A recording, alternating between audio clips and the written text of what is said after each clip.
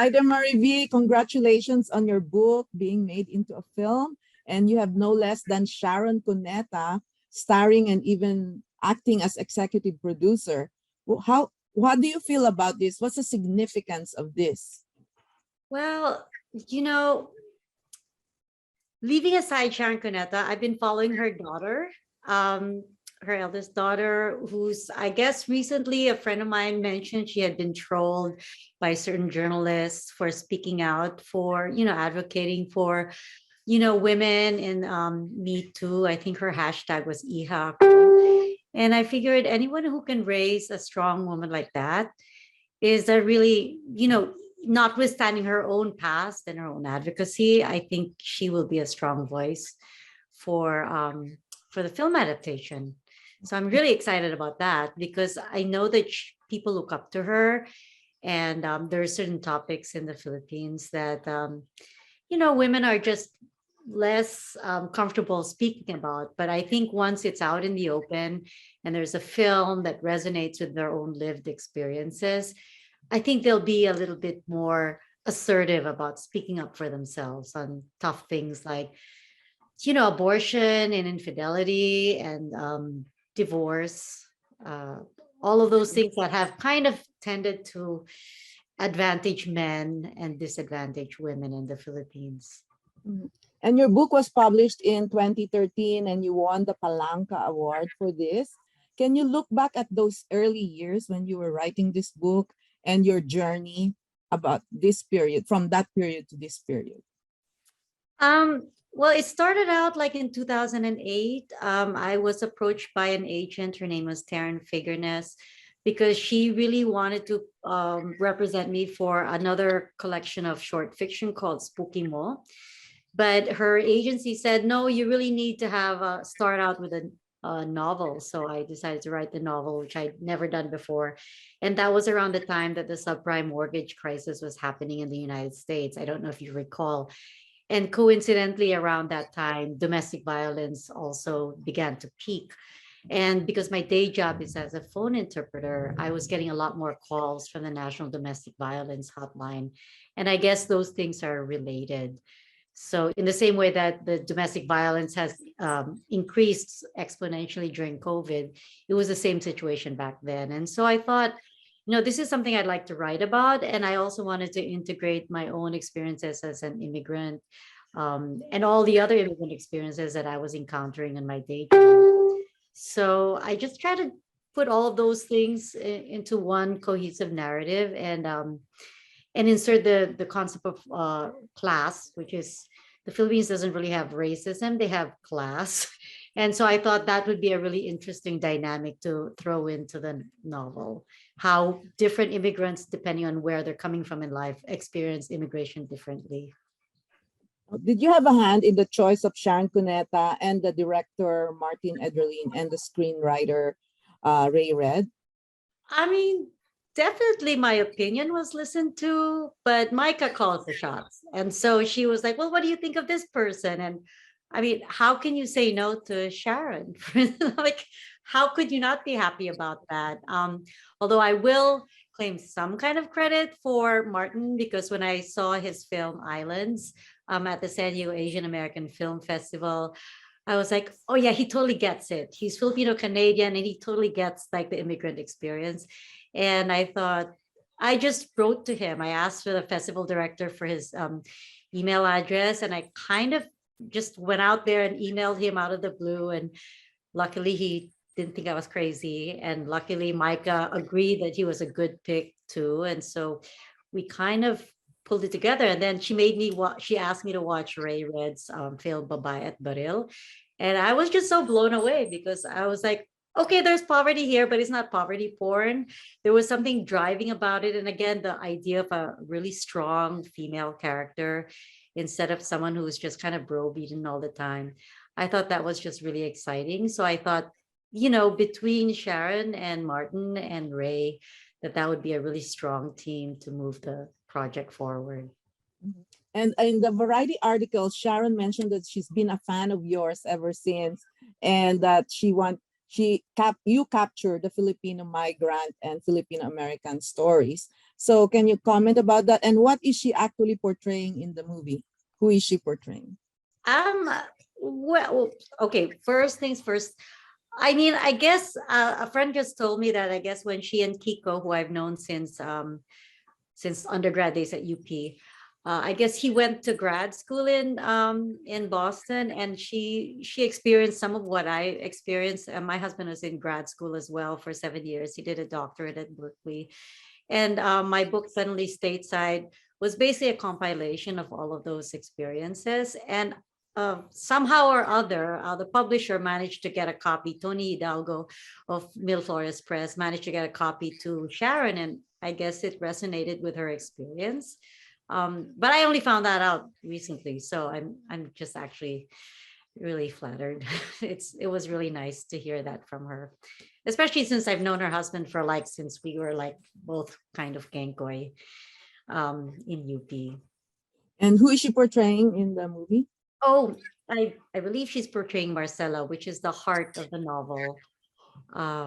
It's a very strong character, and she really is the conscience and the soul and the heart of this story. Even though the younger major characters like go off into the United States, she basically, like, food is a metaphor for love, and she is the purveyor and producer of that food.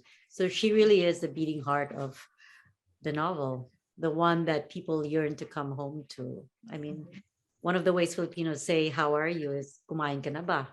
So, if only for that, you already know where what center holds the book together. So yeah, I'm really happy that she's playing that part. Why do you say that your novel is a love letter to UP Diliman, where you graduated, and also San Francisco? Well, I went back to teaching at UP after a few years in advertising. And I've just never seen a campus just as pretty as UP. I mean, it has its faults, but just walking under the acacia trees, the academic oval, it really just, hits you how pretty the campus is. And then San Francisco and the Bay Area were my first homes in the United States as a newlywed. And for me, that always was like my second home in the United States. That's where I felt I most belonged. So that's why the novel is set both in Oakland, which is kind of not a reenactment or a reproduction of my life as a young wife in Berkeley, and UP as a professor or instructor at UP Diliman. I love both those places. Mhm. And production is set to commence in late 2022. What will you be your part there? Are you going to be also an executive producer? Will you be on the set? And where are you planning to film? Philippines and the US? I don't think I have the money to be an executive producer. So I think my only hope is that they'll fly me home so I can watch some of it. I think they're going to film a few weeks in the Philippines and then another 10 days or something like that in the United States.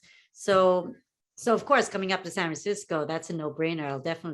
I'm always looking for a reason to go back up there. So yeah, so hopefully I'll be in both places, keeping my fingers crossed. And you wrote the book in 2013, but the novel is still relevant to these issues of, domestic violence, immigration issues. So talk about why this novel is still relevant and what audiences will take from it. Well, like I said, domestic violence increases during times of like stress, and the World Health Organization has already pointed out that with the onset of COVID, basically domestic violence skyrocketed because when you think about it, because of the pandemic, women's shelters were closed, so you could not run there. Courts were closed, so you couldn't ask for restraining orders. And you're essentially trapped if you were in an abusive relationship, you were trapped indoors with your abuser. So naturally, this was a perfect storm of really bad circumstances, which enable a lot more incidents of domestic violence to happen. And in terms of immigration, I mean, isn't that always a hot topic for the United States, especially with the previous administration that was completely xenophobic? And the fact of the matter is, like, Filipinos have formed such a large part of this country's history. I was listening to this podcast, and I learned this not so fun fact, which is that Filipina nurses are only 4% of the entire nursing population in the United States, but they comprise 29% of deaths from COVID. Mm. So our women are out there, our women and men in the medical field are out there, and they're risking their lives for this country. And I think they needed to be acknowledged and recognized. And it's interesting that you mentioned also you get your inspiration from your job as a telephone interpreter, or and can tell us more about this job. Are you still doing it, and what kind of issues did you handle? Well, every day I work for several companies and I talk on the phone. And so much like Amparo in the novel, she's usually puttering around the house doing something while she's talking. And some of the calls have been really fraught since the COVID pandemic began. I've had to say, interpret on the average one end of life call a month. And so when you're talking to someone and to someone's family, and that person is on the verge of death, it's just really hard to manage, especially if the family is counting on you, the interpreter, to explain to them what exactly is going on, because they can't be there in the room with their ailing relative. And it's very hard to hear that news in any other language but your mother tongue. So it's been stressful, but at the same time, I feel like I'm doing the best I can to help, help people make sense of it by explaining to them the hard news in a language that is they're most familiar with. I mean, my Tagalog is not perfect, but it's so much better than hearing bad news in English. Mhm. Yeah. Yeah. So do you feel like you're kind of a psychiatrist as well when talking to these people and handling all these problems? And how do you relax yourself after such a call that's very heavy? Well, no, we're not supposed to advocate for our clients at all. We're supposed to be completely neutral. We're supposed to be kind of like an AC/DC adapter. It comes in English, it goes out Tagalog. So we're not supposed to show any kind of emotion, although that's hard. But I do recover from that by baking. I bake a lot. I cook a lot. And that's how I feel like everything that comes in through my ears, I can release through what I make. And, if I spend a day not writing anything that anyone wants, at least I know I can cook something that my husband will want. So not all is lost. So that inspired your pandemic bread. Talk Oh, about you read that. Oh, okay. Yeah. the things that you bake. I just go ang dami. It's like for a long time during the election, I was baking something called blue wave bread, which was basically a bread that had a roll of like blue cheese in it. And every time the Democrats had a presidential debate, I would host, and this is before COVID, I would host a debate party and make that bread. So I made that bread when Biden won office. I made that bread when he was on January 6th, when he almost lost office. And so, and I was actually making that bread when I had to take an end of life call. So I was actually, it's true, I actually was crying into the bread as I was rolling it up. So, like that. And then I make other things. So talk about your advocacy for women of color, for writers of color, and why you established this free conference centering the margins of conversations with writers of color. Oh, centering the margins, conversations with writers of color was something that I thought I needed to put together because I hate to say it, but the writing community is so predominantly white, which does not say, that does not imply anything about talent. It just implies that, there are just more opportunities and it's easier for white folk to get published.